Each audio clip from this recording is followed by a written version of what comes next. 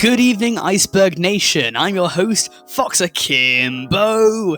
Let's get right into the icebergs. So, hey guys, how's it going? This is the new house, my new setup and that. And today we're going to go through the fanfiction iceberg. It's a bit of a mental one, and I'm going to put spoilers right now. I don't make it to the end of this one. The themes and subject matter in this video are some of the worst that I've ever covered. With complete sincerity, if you know me in real life, please click off this video. If you're under the age of 16, please click off this video because we go to some dark places, right? We go to some very dark places, and I don't want to traumatize any children, and I don't want people I know in real life to have watched this video and watch me say these absolutely obscene things. But if you are over 16 and you enjoy messed up subjects, taboo areas, then this video is definitely for you because, my god, we go to some dark places. So without further ado, this is the disturbing, so disturbing fanfiction iceberg explained. So first up we have Fallout Equestria, which is a 620,000 word long fanfiction, and it combines Fallout with My Little Pony. There are a few My Little Ponies on the iceberg. I don't know how many I cover, but on the actual iceberg itself there are a bunch. 620,000 words is a lot. But yeah, so with these, I'm going to keep it very brief. I'm only going to give summaries because I don't have enough time to read 30 or 40 different fanfictions, especially if they're 620,000 words long. That is a hell of a lot. And to be fair, this isn't actually as bad as I thought it would be. Everything with My Little Pony is already a little bit taboo because, you know, bronies are a thing and they're grown men that watch this show that's obviously designed for children. So this fanfiction specifically was written by K-Cat between April and December of 2011. And I'm not really one for fanfiction, but apparently this one is famous AF. Like, this is one of the most famous and well-known fanfictions of all time. I don't know who is begging for a Fallout X My Little Pony crossover, but apparently it has a very massive market. It has a huge niche. And according to 42069 Blaze It on Reddit, the story is actually of decent quality. The story follows a unicorn named Little Pip who departs her underground stable and treks across a toxic, savage wasteland. Therefore, you get the My Little Pony characters in the setting of Fallout. This wasteland has been ravaged by war as the kind of Fallout themes emerge, and then she meets some travel companions and they kind of comb through the ruins and figure out what led us to this point, what kind of decisions were made that doomed the world, who was responsible, and they uncover mysteries as to what actually happened. The actual synopsis of the story is kind of interesting. Stories of apocalypses always interest me personally, so I quite like it. And the themes seem decent too, so I can't really slate it for that. I haven't read it, but I haven't actually heard that it's anything too taboo. Considering it's the top one on the iceberg, I wouldn't assume so much. It's just kind of getting us ready, priming us for what might lie below. And there's some real like, honestly. Click away whilst you can. I didn't know what the Western Front Cars was actually about until about halfway through, when things clicked on me. This is a war story told in the universe of Cars. I'm sure you can guess my reaction when things clicked, because this is such, like, what is going on? I can't even describe it to you. So, the Western Front was obviously one of the most deadly events in human history. There's an estimated 5 million people who lost their lives fighting on it. And there have been movies done that actually really portray the Western Front very well. It is a very serious topic. This is not. It is a gay love story set between 2 cars during the Western Front. And I don't know why. Why do they have to be cars? You could do a gay love story set during the Western Front, but why did they have to be cars? It's really descriptive too. One of them I think is like a helicopter and one of them's a car, and it's just, they go into really technical details of how it would work if it was cars, and it's just, why are you doing it? Why are you doing it? One of them is called Robert, the other one is called Will, and only when they became intimate did I realize that they're not like human, they are cars. I think one of them's a Jeep. There's just this level of what's going on here when you take one of the deadliest events of human history and turn it into cars. It just doesn't work. It just does not work. Apologies, I didn't realise that my camera light wasn't on, so we'll try this again. More Than My Friend is a Monsters Home for Imaginary Friends fanfic by Dude13, and I have read the first chapter of this 7-chapter series and its 9-chapter sequel. I haven't read any of the sequel, but I've read the first chapter of it, and so far there's not too much there. I've read some sort of like tropes website that says it's basically just about abuse. The little kid from Monsters Home is getting abused by his brother, and then there's also the older sister, what's her name? Frankie. She's trying to help him out of this situation, and violence against kids is just like mean. In the sequel, Falling Apart, Mac is sent to an orphanage after his family dies, and Frankie decides to adopt him afterwards. Released in 2005, this would have come just after the original series, and this is something that we'll get into as we go down. Really, really intense themes that just aren't ever present in the original show. At the end of the day, Monsters Home is, was, and always will be a show meant for kids. And by putting these themes of drug use and abuse in there, it kind of takes it to another level. The themes of this fanfiction are just intensely darker in comparison, and this will be much, much more prevalent as we keep on going down, so stay tuned for that if you can stomach it. Jaiden Animations X The Odd One Out fanfic. I have mentioned this before actually, and I got some very unsavory and, to be honest, quite unsettling comments defending it, but don't do fanfiction about two people that have not told you to. Shipping real life people without their permission is just a bit of an invasion of their privacy, and it's much easier to not do something than to do it. You go out of your way to actively do this. It'd be easier not to do it. You're putting effort into this thing that isn't really for you to do. Jaiden Animations and The OddonesOut are animators, they're very close friends, and people for some reason have decided to write all kinds of fan fictions and draw all kinds of fan arts about them. I believe they come out and said they don't like their shipping, so this one's less specific, but I thought I'd mention it anyway because it's something that will become more prevalent as we head down this iceberg. So next up we have Diary of a Wimpy Kid 25 years later, and this is a semi-serious fanfic by the Reddit user _Juggadogs.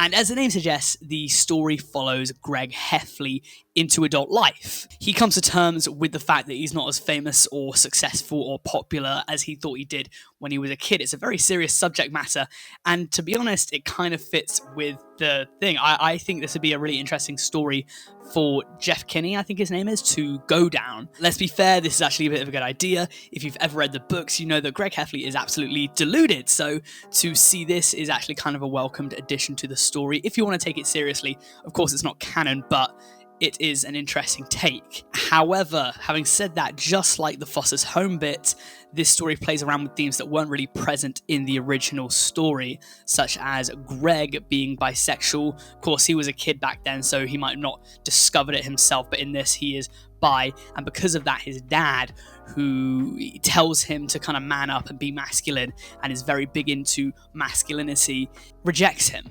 He's more disapproving of his sexuality, and this causes Greg to kind of spiral. The fanfic is also done with drawings and illustrations, just like in the original kind of book. It's almost verbatim the style. So it is a very interesting kind of look too. And I believe that the I'm not gay Greg meme comes from this fanfic too. So if you've seen that one, you know what I'm talking about. This one is probably my favorite of all of the fanfictions. This one's probably my favorite. It's a lot darker than the original books, but at the same time, nothing's too messed up as of yet, but the themes definitely do take a darker turn. I believe that Greg is suicidal, so that is probably the big thing there. This one is definitely interesting, dark for sure, but based on the small amounts that I've read so far, a fascinating read. Oh yeah, and I couldn't do a fanfiction iceberg without talking about perhaps the most popular fanfiction of all time. Don't make me say it. I'm gonna say it. 50 Shades of Grey. Oh god. So not everyone knows this, but 50 Shades of Grey was actually originally a Twilight fanfiction. It was written by E.L. James, who in 2009 wrote the books, and they were an undeniable smash hit, selling over 150 million copies worldwide, and the film's making over $1 billion at the box office. There was definitely an audience for this, and I think we all know the audience that it was, but according to The Guardian, the original book is actually the 4th most sold in the United Kingdom of all time, with its follow-up Darker being ranked at number 11 and the final installment 50 Shades Freed at 14th respectively. The story, if I have to even tell you, is that a woman meets a man and they kind of fall in love. He's a handsome billionaire, but there's only one catch. He's a kinky boy. And throughout the series, their love faces challenges, and it's not really for me. I'm definitely not the demographic for this. It's a real raunchy time, ladies and gentlemen. Alright, on to the next tier now. Things are going to get darker and even more messed up. Obviously, like, 50 Shades and stuff isn't too bad, but this stuff from here on out is quite bad. So up first we have Squidwards Suicide. It is a very, very, very popular creepypasta, and it is fake. You know how I feel about creepypasta. I hate creepypasta. Even if the base story is true, it's always so overblown and over-sensationalized that the stories that are told are always complete bollocks. Noted for its demented imagery and hyperrealism, it is one of, if not the darkest Spongebob fan fiction, and it's renowned for its stark contrast to what is usually a very upbeat show. The story comes from a person who claims to have worked at Nickelodeon back in 2005, and how he once saw this abhorrent episode of Spongebob, an episode that never aired. And in the episode, apparently, Squidward is just super depressed, and eventually he turns a shotgun on himself. Again, this is just very dark stuff.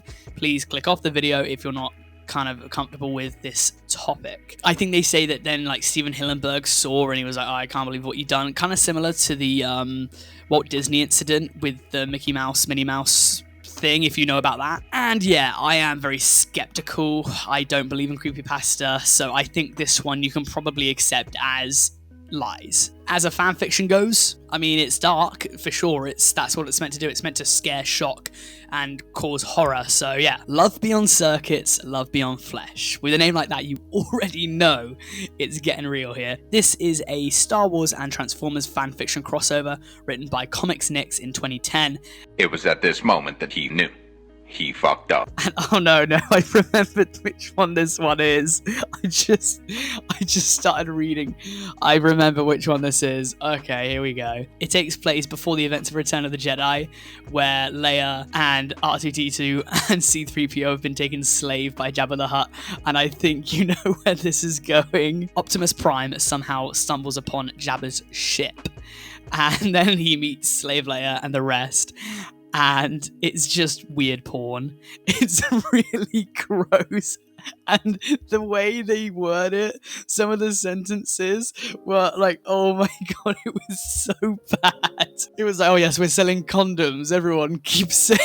It was like, what's going on? Again, I only skimmed it, but I remember this. There was one point that they used Jar Jar Binks' detached penis to, I believe, have sex or something. And it was like, again, if you know me, please click off this video. I don't want you to see this. There are numerous spelling mistakes here too, because of course there would be, but I mean, that was the least of my concerns, because when I was reading this stuff, it was hilariously dumb, stupid, and gross. That's what I would say. That's my review.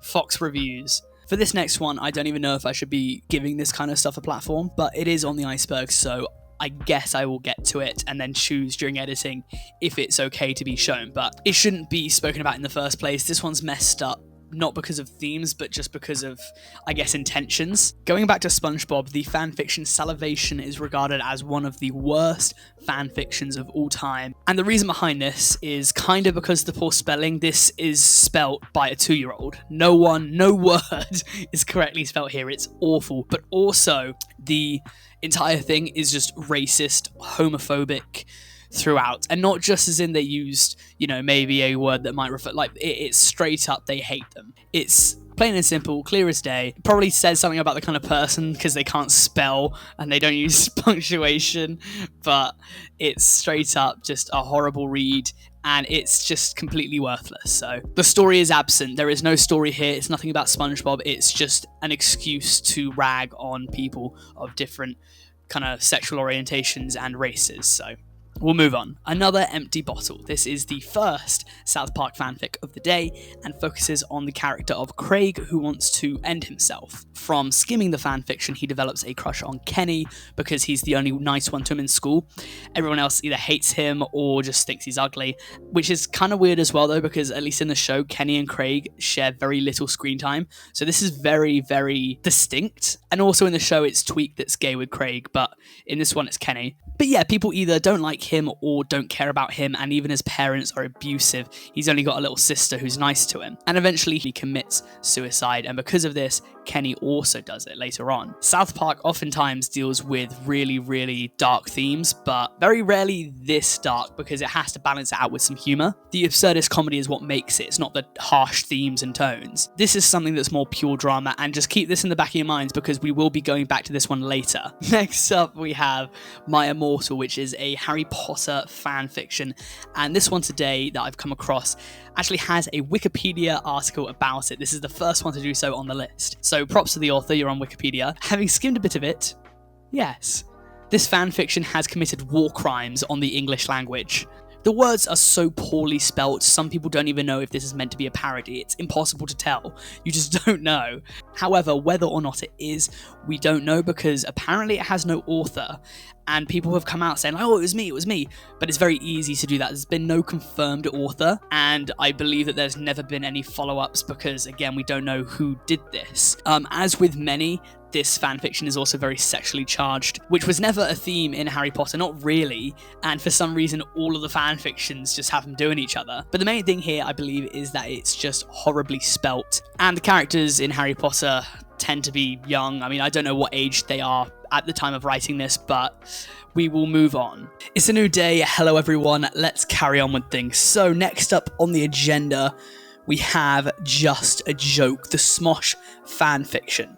The story here dates back to 2011, but the message I'm going to say dates back to about 10 minutes ago because, again, Ian and Anthony are very real people with real feelings, real emotions, and this is about them specifically. It's not about their characters, it's just about them. We just have to remember that real people don't deserve to have these stories told about them because it's not really for you. They're not fictional, they are real at the end of the day. The story here is that both Ian and Anthony are having quite bad luck with the ladies, and so they decide to go for each other, because that's just how it works, isn't it? It's like you're straight until you strike out, and then you decide to date your mate. That's chapter 1 at the very least. There are 7 chapters in total, and it is written by a person called Chu Kujira, and I don't really think I have anything else to say for this one. I've mentioned what I have to say before, so let's keep on going. The Death of Nick is a total drama fanfiction written by Nick Spaz 17. Yes, again, this one is considered by many to be one of the worst fanfictions of all time, and it is a completely ludicrous story, and it's also known for its sexually explicit content. A quick TLDR of the story is that Nick, in total drama, is killed by Trent, and for some reason, he's able to call the police as he's dying, which doesn't make any sense, but this entire thing does not make any sense. For some reason, John Lennon is at Nick's funeral, and you might say, oh, it might just be set in the 60s or something. No, it's not. When Nick goes to heaven, Michael Jackson is there, so somehow this is both whilst John Lennon is alive and also when Michael Jackson is dead. Also in heaven is Dennis Hopper, who is complaining about the Super Mario Bros. Movie, and then Nick goes bowling with Michael Jackson. The question here is, how are all of these things tied together? Like, a story has to have some sort of thread to tie different events together. Otherwise, it's just a series of events that are happening. And that's exactly what this story is. It's not a story. It's just little things that happen that are just there one after another. It's more like a dream. It's more like, oh yeah, and then I died, and then I went to heaven, and then Michael Jackson was there and we went bowling. To be honest, if this was actually just some guy writing out his dreams one night, it wouldn't even surprise me. It would not surprise me in the slightest. Eventually, he has a flashback sex scene with his girlfriend Gwen, and the story ends there. The interesting thing here is the author said that he would carry on. He said that he'd be writing more, and he never did. Not another thing was ever written by Nick Spaz 17, so we never know what became of him, why he wrote this. Bits of an unsolved mystery, but at the same time, who really cares? It's just a bunch of nonsense. Yeah, this one's a bit tougher. As a Brit, this one is a bit tougher to talk about, but I guess I will. This is definitely disqualifying me for any knighthoods in the future. It won't be happening, unfortunately. Garfield, Royal Rescue Fanfiction. This is a bit of a shorter one. I think I was actually able to read the entire thing. I read these a couple weeks ago now because I haven't uploaded for a few weeks. I've been doing stuff. But anyway, long and short of it is that Garfield wasn't invited to the royal wedding between William and Kate Middleton. And he got really annoyed with that. They were like, oh, Garfield, guess what? You haven't been invited to the wedding. And he's like, oh, yes, I have. No way. So he decides to crash the wedding. So it seems as though Garfield has some sort of history with the royal family, and then he decides to crash the wedding because he's in love with Kate Middleton, aren't we all? This story was written by Shakespeare Hemingway in 2011, by the way, so it just makes sense for the time period. The royal wedding was a big thing back then. Also, lovely name, Shakespeare Hemingway. This is on level with Shakespeare and Hemingway. And yeah, essentially, Prince William is made out to be this really big, bad prince kind of character. I'm sure you've seen them in movies and stuff. It's like, oh, yeah, this. I'm going to use my power for evil. He has a history with Garfield, and I guess it's supposed that those two have a rivalry over the Duchess. And eventually, Garfield puts on his big John Wick jacket, flies over to the UK, and punts Prince William into Big Ben. This blows both William and Big Ben up. How this happens, I don't know. It doesn't really kind of go into the details and stuff. It's literally just Garfield flies across the pond, chucks William into Big Ben, and then the Queen is all like, oh, please be the King of Ireland or something, like, please stay, rule over Wales, please.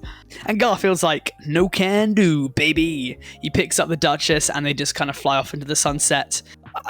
I mean, it isn't really too bad. It's not really too out there or crazy or dark or anything. It's just a bit weird.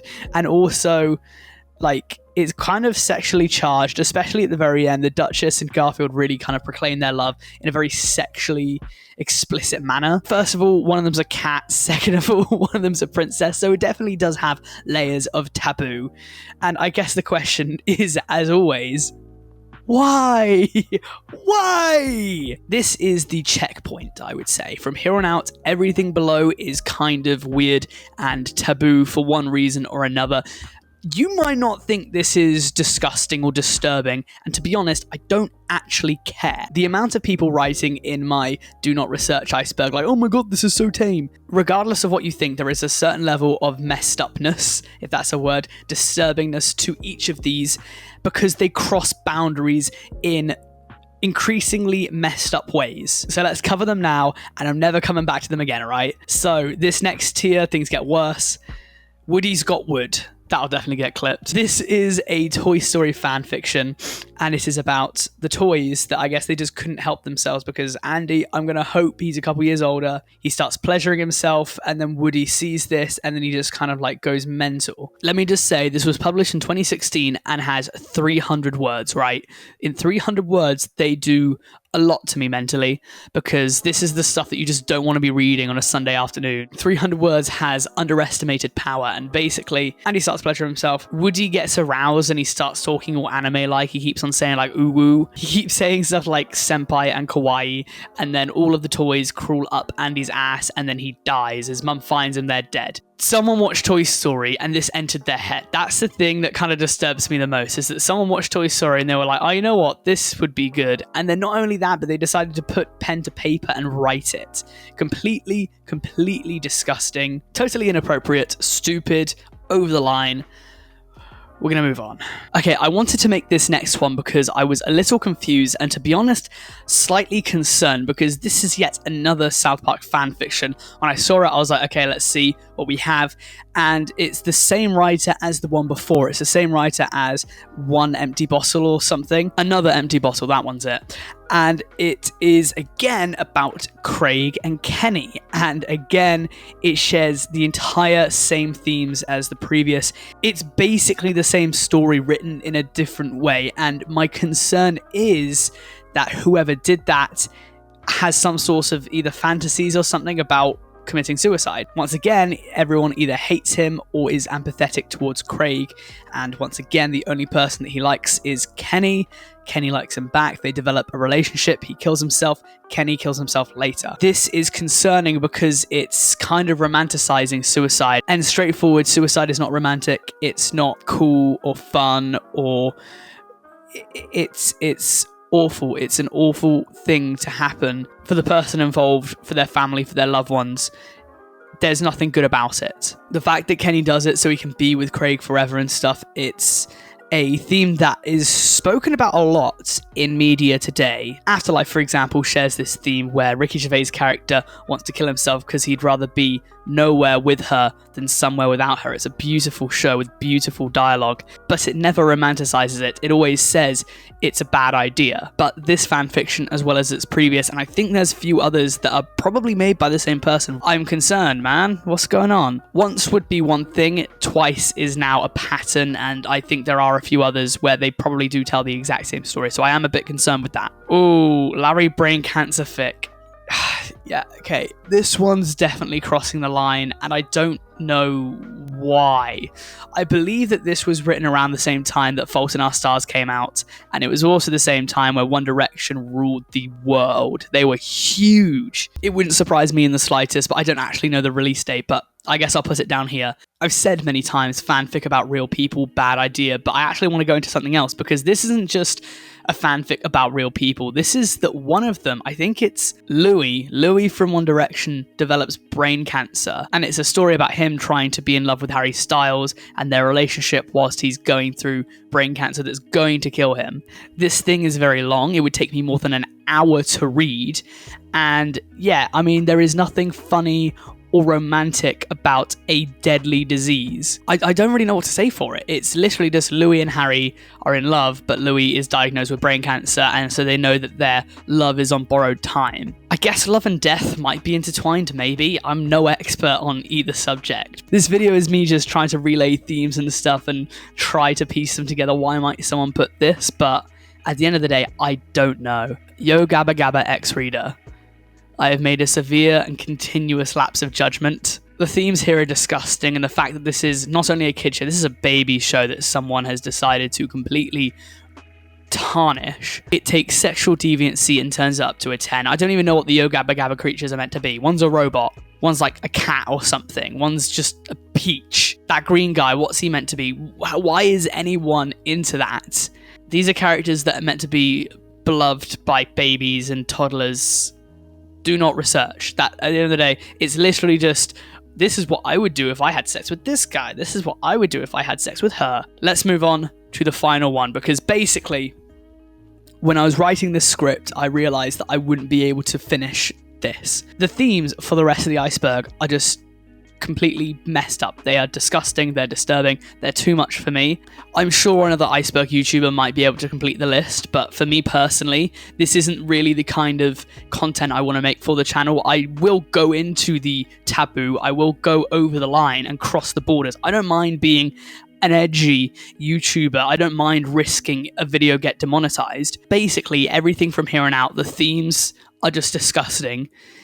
It takes sexual deviancy and puts it up to an 11. This isn't the direction I want the channel to go, so for that reason, I'm going to do one more entry and then the video will finish. I challenge another Iceberg YouTuber to finish it because I'm not going to do it. I thought as a consolation prize, I would do Dipper Goes to Taco Bell because everyone wanted to see it. I don't even know how many comments I got on the poll saying Dipper Goes to Taco Bell, you have to do Dipper Goes to Taco Bell, and I'll do it. This will be the only one I do. So to finish it off for the final time, this is another one that's considered to be one of the worst. And it might be. It's an absolute atrocity. It's written by Master of Tecritis Fruits and is known for its abhorrent gore-filled content. It basically ticks off everything that you should not write a story about. What is the premise? What is the setup? Uncle Stan, I think that's his name, wants to take Dipper and Mabel to Taco Bell. That is it. Very simple setup, very simple premise. Could be the start of a TV show episode. Easy, simple. Let me read this because I did write down notes. Dipper orders a Taco Bell and then gets diarrhea because of it. This, for some reason, turns him on and he begins to pleasure himself.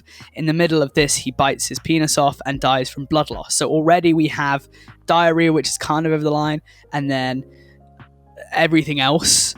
Mabel then finds him and then for some reason decides to engage in sexual activity with him, and then they are caught by a person known as the Taco Bell Man. He then brutally kills Mabel, and because Dipper is already dead, he grinds the two kids up into meat, which he serves to, I think, what's his name, Moose? Seuss. The meat is then put into tacos and it's sold to Seuss.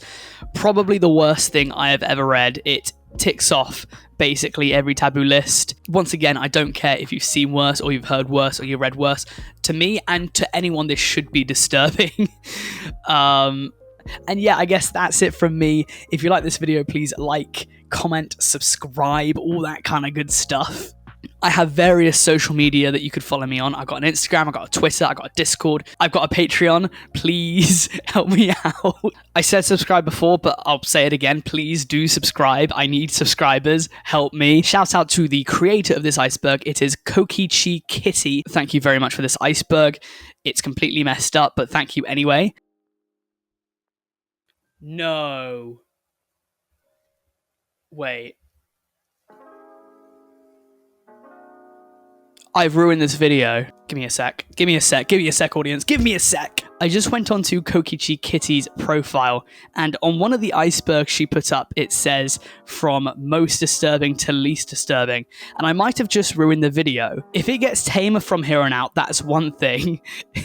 Maybe I started off with the really fucked up stuff. I don't know. And to be honest, I don't care. I'm going to end the video there. I have had Freshers Week and stuff, which is why I haven't been uploading for the past couple of weeks. But I'm going to try and get this one out by like tonight or something. So we will see what we can do with that. Thank you very much for watching. Please let me know down in the comments what you'd like to see me do next, because I'm only 74 videos in and I'm already out of ideas. Thank you for watching.